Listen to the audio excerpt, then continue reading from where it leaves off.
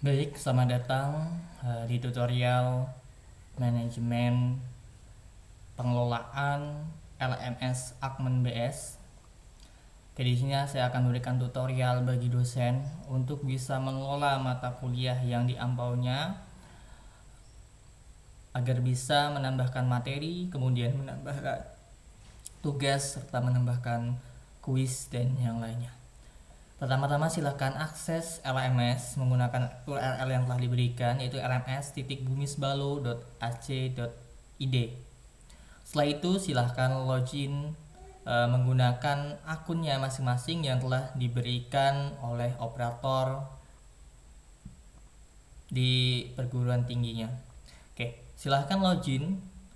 Caranya klik link login di sebelah kanan atas di sini, diklik, kemudian silahkan masukkan username dan passwordnya.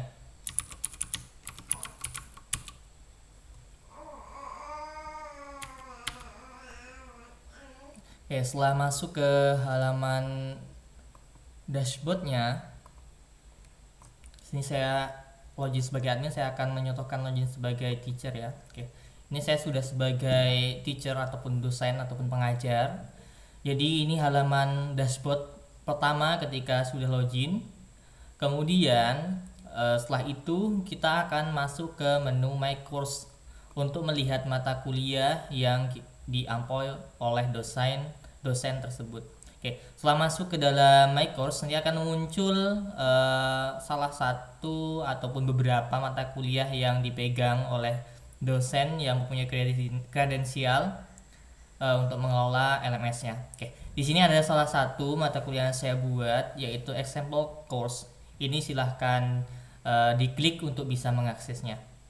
Oke, diklik saja ketika untuk melihat mata kuliahnya dan apa yang ada di dalamnya yang bisa kita lihat. Oke, di sini telah muncul ya ke halaman mata kuliahnya, yaitu example course. Oke, di sini ada settingan, yaitu course settings, kemudian partisipan, grade, activities, dan more, dan lebih banyak lagi di sini. Yang akan kita gunakan adalah menu di sini. Di sini itu saya jelaskan di tampilan yang ini ada yang general, new section sampai seterusnya. Ini kita anggap sebagai bab-bab ataupun pertemuan-pertemuan di setiap perkuliahannya. Oke, jadi ini general, ini bisa diubah nanti mungkin menjadi pengumuman ataupun kontrak kuliahnya dan lain sebagainya.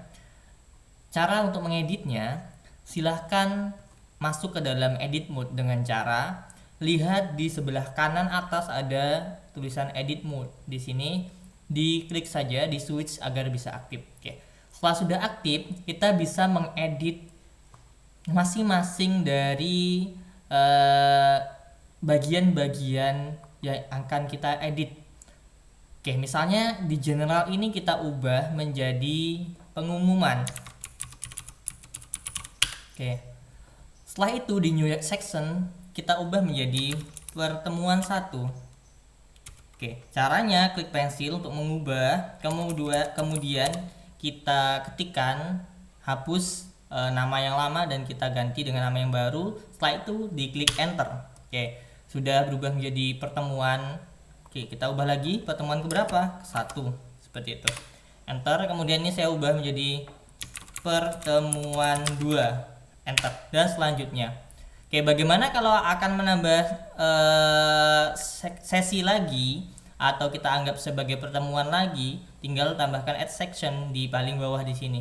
Oke, nanti akan muncul lagi di sini. Misalnya di sini pertemuan 10. Oke, seperti ini. Dan kita tambahkan lagi, nanti akan muncul di bawahnya dan seterusnya. Serta kalau misalnya ini kita mau menambah isi dalamnya, itu juga bisa dengan cara klik tanda tambah di sini. Ini akan bisa kita tambahkan apakah itu materi ataupun konten-konten yang lainnya. Ini sebagai menu untuk menambahkan konten. Misalnya di pertemuan 1 saya akan tambahkan sesuatu nih, add content. Kontennya apa?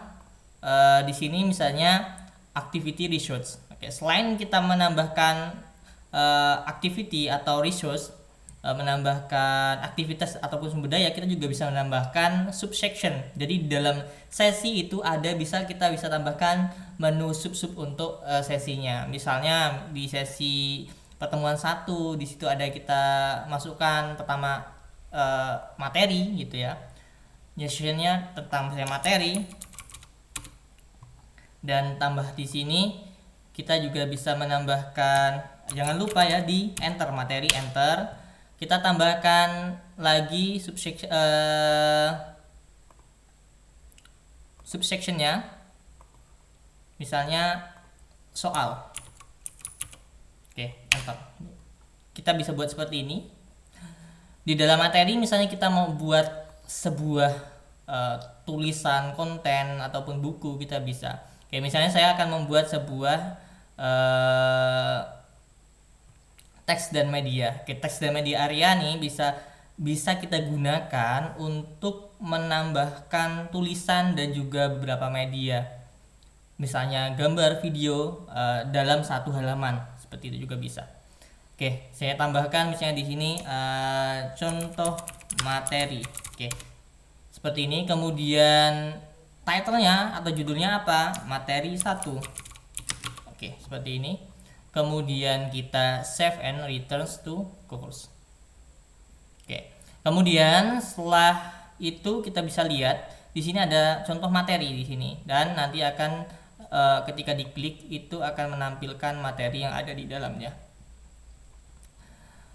Kemudian kita bisa menambahkan aktivitas berikutnya. Misalnya aktivitasnya apa? Kita tambah di sini ya, ada assignment, kemudian books, choice, database, feedback, file, folder, forum, glossary, dan lain sebagainya. Yang akan kita gunakan dan sering kita gunakan itu, kalau materi biasanya berbentuk book ataupun file ataupun teks dan media area. Dan teks dan media area juga bisa dibuat seperti pengumuman dan lain sebagainya. URL, misalnya URL YouTube, URL Google Drive dan lain sebagainya. Kemudian lesson di sini juga bisa, tapi yang sering kita gunakan di sini yang paling mudah digunakan adalah URL, text and media area, file, dan juga sebuah buku. Saya akan coba menambahkan sebuah file di sini. Oke. Misalnya sini PPT 1.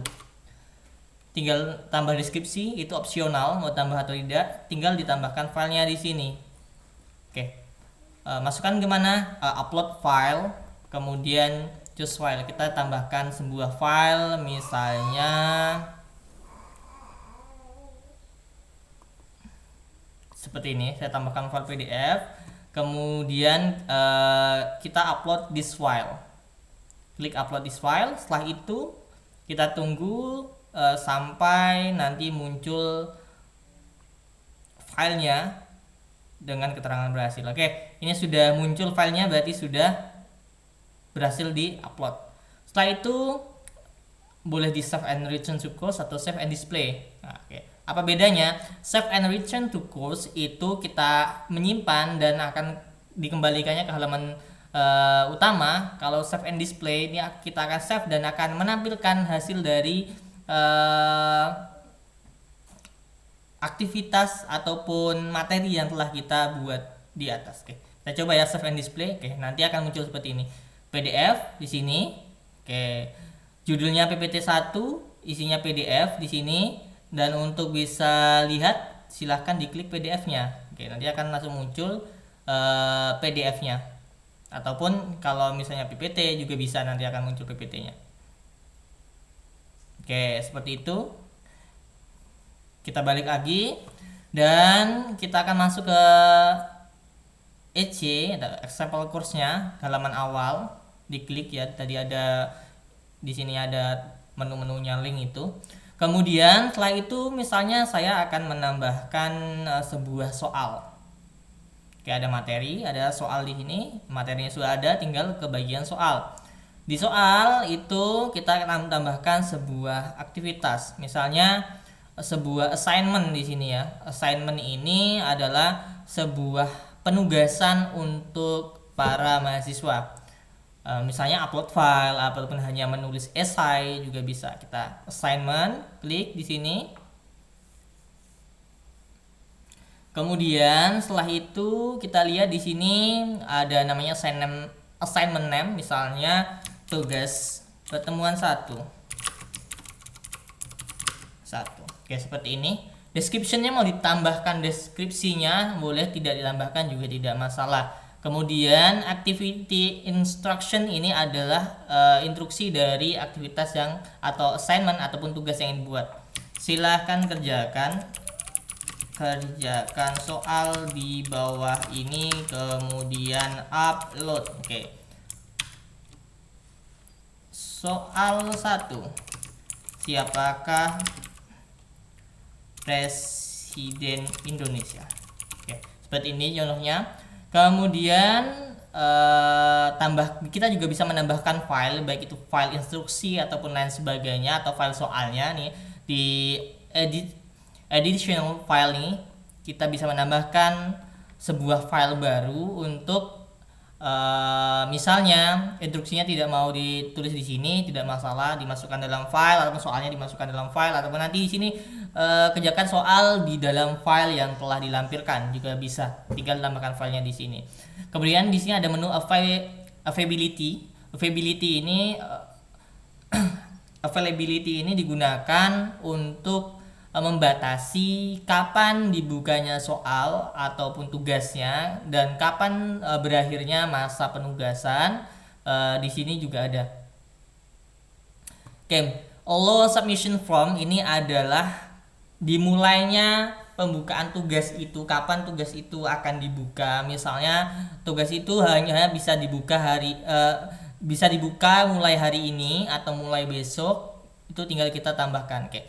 Secara default atau secara settingan awal itu akan menampilkan tanggal dan jam hari ini di 23 Agustus 2005 jam 00.00 ya.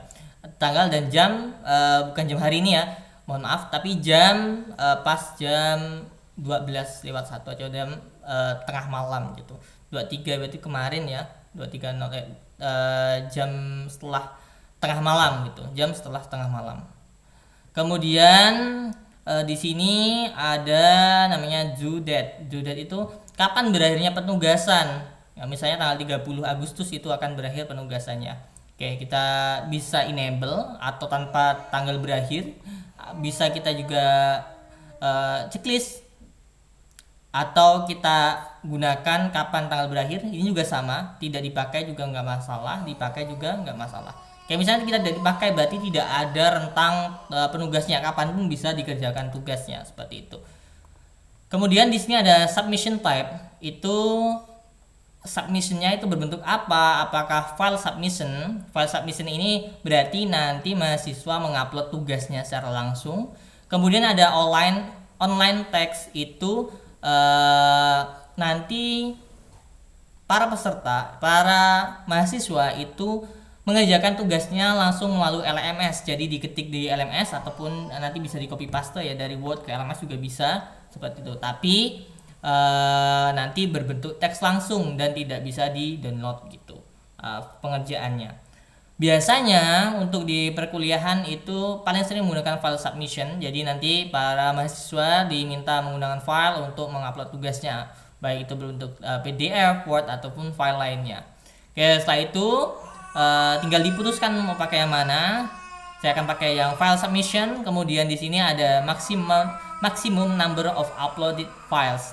Jadi bisa kita tambahkan berapa file yang bisa diupload oleh mahasiswa. Misalnya hanya 1, hanya 2 dan lain sebagainya. Secara default itu akan mengembalikan nilai 20. Kemudian maximum submission file itu limitnya itu tergantung setelan dari masing-masing server ya. Di sini itu limitnya 2 GB. Ini juga bisa kita ubah. Misalnya jangan besar-besar. Kalau besar-besar harus dikompresi terlebih dahulu agar tidak membebani server juga bisa. Seperti itu. Tinggal nanti di setting. Kemudian accept type file ini bisa kita tentukan apakah dia akan menggunakan semua bentuk file atau hanya file-file tertentu, misalnya dokumen, kemudian file Word ataupun file PDF. Di sini banyak sekali. Oke, tinggal digunakan yang mana yang mau dipakai. Ada bentuk TXT, kemudian kita juga bisa dalam bentuk yang lainnya. Nih bisa dalam bentuk Excel PDF ya nih, PDF, kemudian video file lainnya juga bisa. Oke, ini bisa kita expand ya seperti ini. Kemudian misalnya dokumen file kita expand, di expand nih kita bisa melihat yang mana, misalnya Word dokumen kita ya, misalnya Word dokumen ataupun PDF. Ini tidak disetting juga tidak masalah, disetting juga lebih bagus. Misalnya dosen hanya meminta file PDF, tidak boleh menggunakan dokumen dalam bentuk Word ataupun yang lainnya begitu. Itu juga bisa. Kita save change. Setelah itu yang lainnya dikosongkan saja, tidak perlu diatur. Kemudian kita save and display. Oke, nanti ada instruksi di sini ya.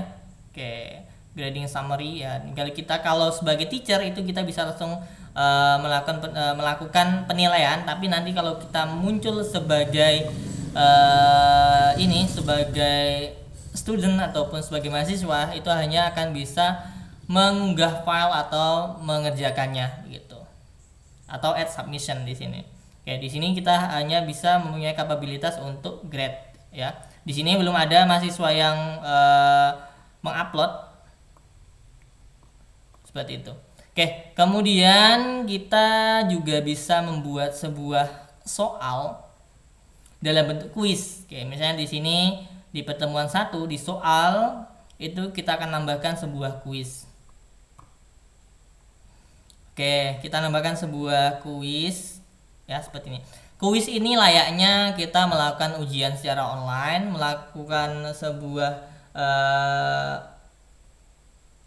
kuis secara online. Jadi kita bisa menentukan berapa jam pengerjaan kuis, berapa menit pengerjaan kuis, dan ketika misalnya sudah melewati menit pengerjaan ataupun berapa jam dia mengerjakan, itu nanti akan langsung otomatis dikirim atau akan tidak dinilai juga bisa. Oke, misalnya di sini saya akan nambahkan sebuah kuis dengan nama kuis pertemuan 1. Oke, di sini ada name dan kuis pertemuan 1. Di description boleh ditambahkan, boleh tidak, itu opsional. Kemudian di bagian timing kita bisa melihat pengaturan untuk kapan kuis ini dibuka, kapan kuis ini ditutup, kemudian berapa waktu pengerjaannya bisa kita lihat di sini. Misalnya di dalam pengerjaannya itu dibuka kapanpun dan kita akan ditutup tidak ditutup dan tidak dibuka kapanpun, berarti bisa dikerjakan kapanpun, maksudnya ketika tidak dicentang salah satunya bisa dikerjakan kapanpun. Kemudian kita menggunakan time limit, itu kita checklist enable, jadi ada waktu pengerjaan. Misalnya hanya 30 menit saja untuk soal ini. Oke, 30 menit, kemudian di grade itu tidak ditambahkan, tidak masalah. Kemudian kita di grade itu biasanya tidak masalah kalau memang untuk dibuka terus menerus dan bisa mengerjakan kapanpun dan bisa mengerjakan ulang ya. Kalau misalnya memang tidak boleh mengerjakan ulang, hanya satu kali, di sini ditambahkan di attempt allowed ini ditambahkan misalnya hanya satu kali pengerjaan. Setelah satu kali pengerjaan maka tidak bisa diakses lagi. Kalau unlimited nanti bagian grading methodnya itu kita gunakan highest grade juga bisa ataupun average. Highest grade berarti adalah nilai tertinggi yang didapat oleh mahasiswa. Average grade berarti rata-rata. First attempt berarti pengerjaan pertama kali. Last attempt berarti pengerjaan terakhir, begitu. Oke, kita buat unlimited dan pakai grading method yang highest grade. Jadi mahasiswa bisa mengulang mengerjakannya sampai benar-benar mendapatkan nilai terbaik, seperti itu. Atau kalau memang untuk ujian kita buat attempt allowed-nya jadi hanya satu kali atau dua kali saja. Oke, seperti itu. Kemudian kita save and display. Oke, di sini belum ada sebuah pertanyaan, makanya hanya kosong seperti ini. Kita buat sebuah pertanyaan, add question. Kemudian kita tambahkan di sini add di sini.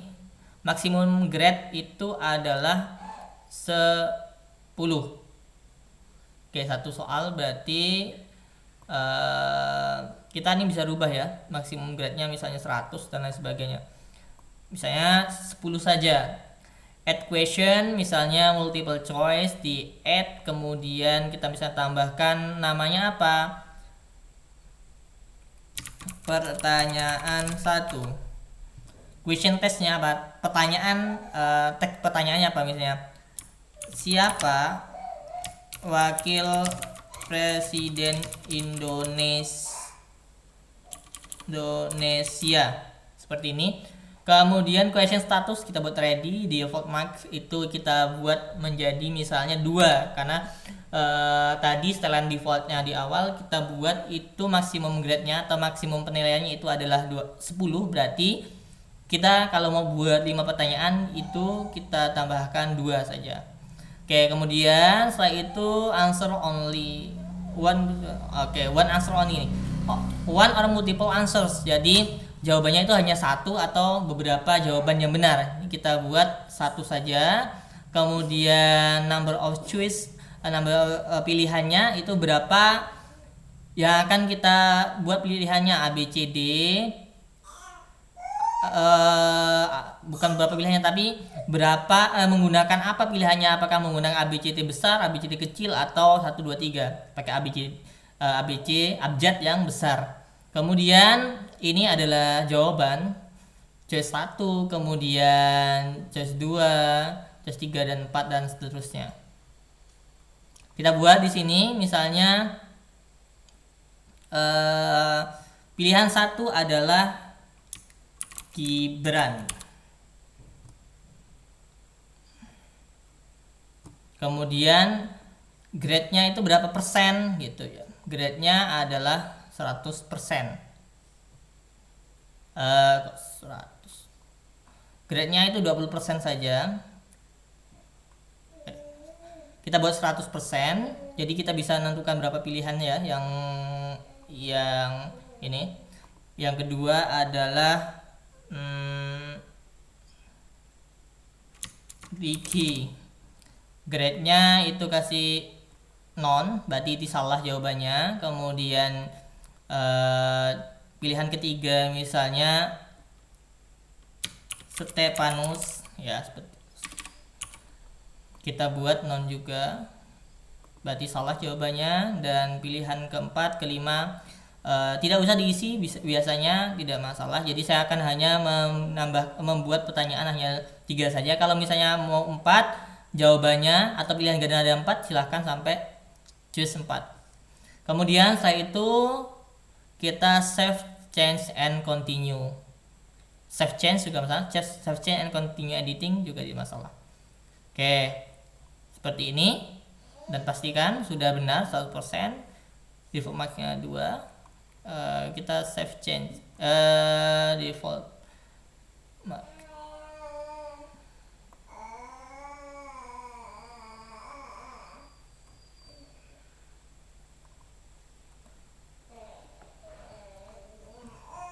Kita save change.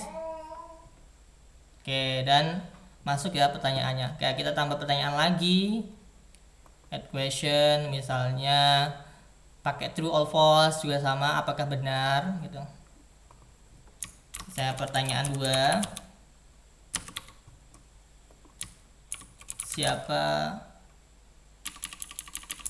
apakah benar Bapak Presiden Indonesia ke-8 adalah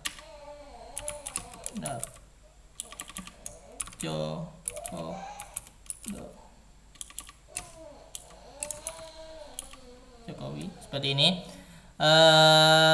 Kita buat jawabannya adalah correct answer-nya itu false. Standard instruction no. Oke. Correct answer-nya apa? True. Seperti ini.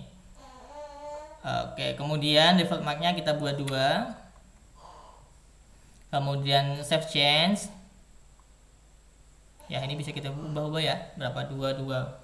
Oke, kemudian kita tambahkan lagi pertanyaan.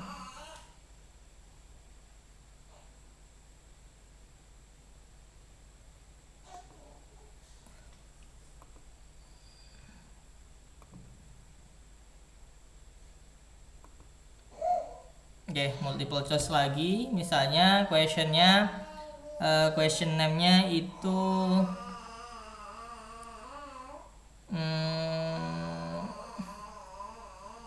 pertanyaan 3.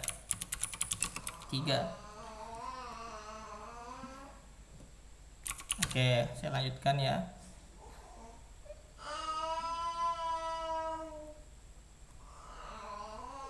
Pertanyaannya tes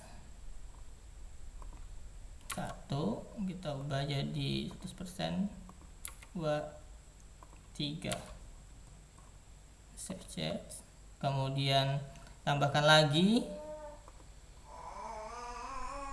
yang question, atau kita buat a random question juga bisa.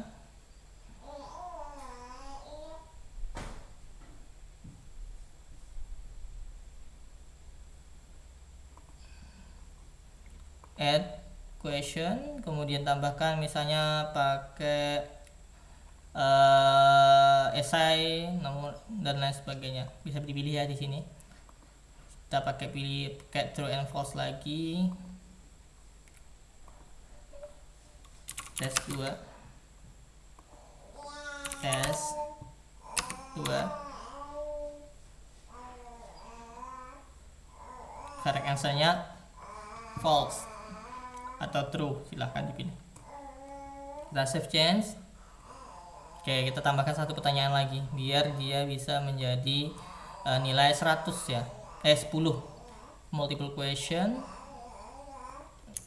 Pertanyaan 4. Pertanyaan 5. Tes 5. Ready, kemudian C1 1 2 3. Yang ketiganya yang ini ya, terus 3.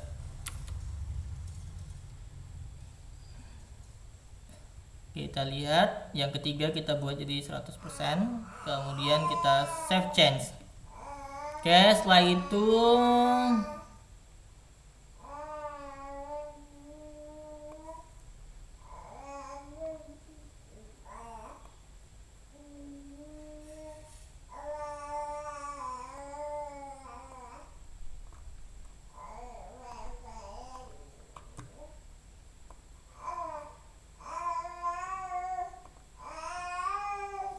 seperti ini. Kita bisa buat semua pertanyaan itu menjadi acak ataupun tidak. Oke, saya buat tidak acak jadi berurutan seperti ini, pertanyaan 1 2 3 4 dan seterusnya. Kita save.